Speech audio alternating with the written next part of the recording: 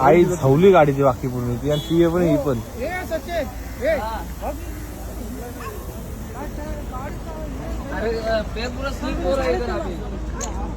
नमस्कार मित्रांनो, आता काय झालं माहिती आहे का, आता मी पाम बीचने येत होतो, माझा सोमवार ॲक्सिडेंट झालं आहे, लाईव्ह ॲक्सिडेंट झालं आहे. आणि भाई तो समोरचं जी गाडी आणि ती त्या माणसाची गाडी होती टू व्हीलर, त्या गाडीचं अख्खा चुरत आलं आहे आणि फोर व्हीलर तर अख्खा चुरत झालं आहे. माझं बोलायचं तात्पर्य एवढं आहे की तुम्ही पाम बीचला जेव्हा येणार या रोडला तर या कोणत्याही चौकला पाम बीचच्या, तो भाई सिग्नल प्रत्येक वेळा थांबा आणि सिग्नलला फॉलो करा, रूल तोडू नका.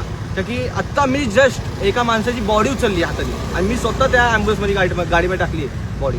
प्लीज तुम्हाला मी रिक्वेस्ट करतो, या रस्त्याने तुम्ही येणार तर तुम्ही एकदम लिमिटचं तुम्ही वंदन करा आणि लिमिट असं काय तोडू नका तुम्ही. आणि सगळ्या प्रॉपरली तुम्ही गायडन्स करा सिग्नलचे, सेकंड आहे जे आपल्या पुढं थांबायचं आहे आणि गाड्या बिड्या बघून व्यवस्थित चालवा. प्लीज तुम्हाला रिक्वेस्ट करतो, या रस्त्यावर थोडा जपून चालावा गाडी.